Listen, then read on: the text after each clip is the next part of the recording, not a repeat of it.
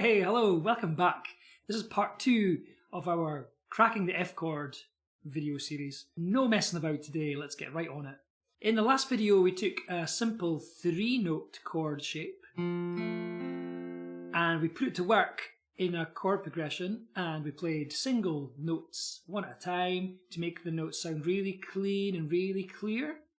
Now today what we're going to do is we're going to take the same chord shape, but we're going to add this little bar on the first 2 strings, okay? So again, look back at part 1 video, we ended that with a bar building exercise.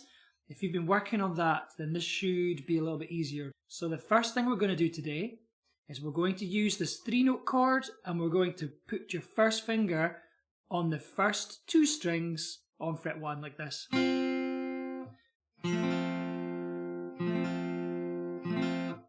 So remember that our goal is to be able to play this F bar chord. And it's going to take a little while to build up our technique and build up our fingers and hand strength to play that so it sounds really nice. The first exercise is this. 3 strings, 4 strings, but you're doing a little bar. We call it a partial bar. It's a partial bar chord.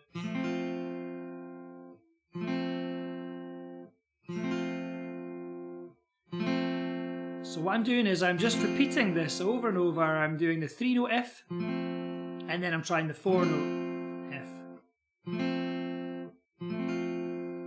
Let's move up 2 frets. Now that's a G chord. Why is it a G chord? Because my 3rd finger, this one here, is on fret 5 on the D string, and fret 5 is the note G.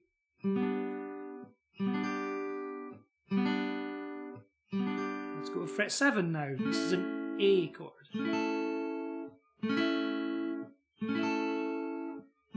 You can see where I'm going with this, I'm sure.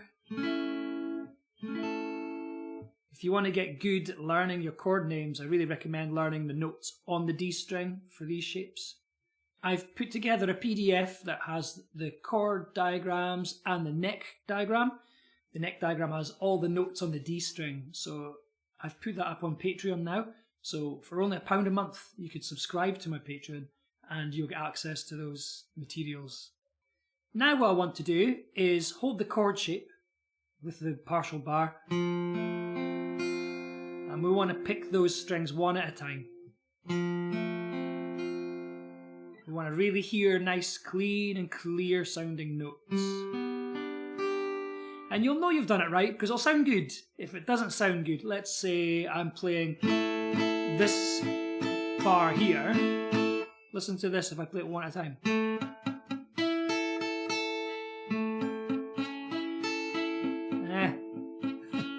Those buzzy notes are a no-no on the guitar, I'm afraid. So you want to make sure your fingers are right up against the fret wire, not on them, but just near them.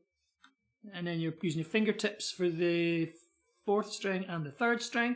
And remember, you're using the flat part of your index finger there to bar the first 2 strings. So we could practice this picking pattern by putting together 2 chords like this. We can go F, then G,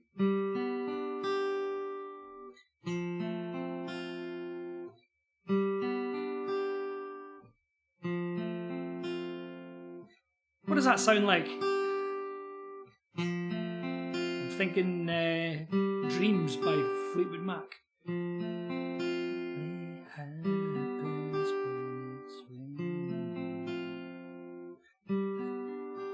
Okay, try that. See if you can make it sound really clear, really nice. Here's another chord progression you could try. Let's start with an A flat major chord. So what does that mean? It means my 3rd finger goes onto fret 6 on the D string and make that 3-note chord shape, and I bar the first 2 strings like so. Okay.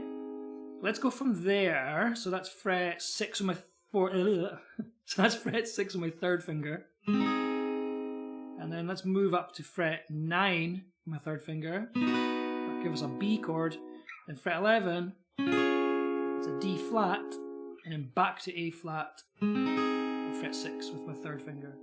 Okay.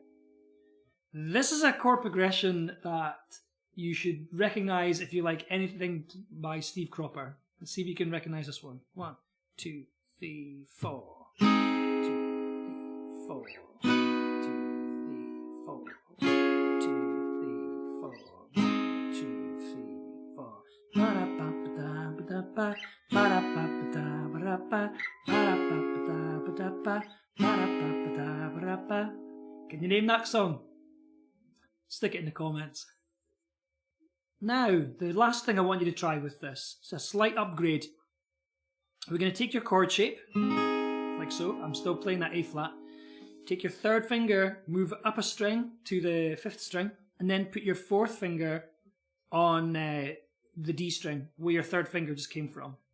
And now you should be playing 5 strings for this chord. We're one step away from playing the full bar chord now.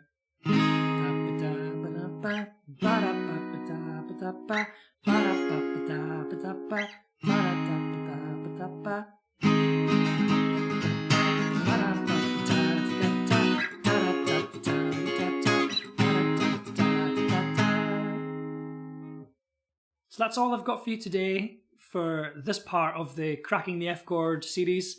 I decided to make it a 3-part, sorry. It was going to take too long, and part 1 was about 20 minutes long, so yeah, let's not do that again. If you're enjoying these lessons and you're finding there's some value here, I would really appreciate it if you could like this video and subscribe to my channel. Stay tuned for part 3 of Cracking the F Chord, where we're going to be learning the full bar. I also made a video with finger exercises that you can practice at home that are totally silent.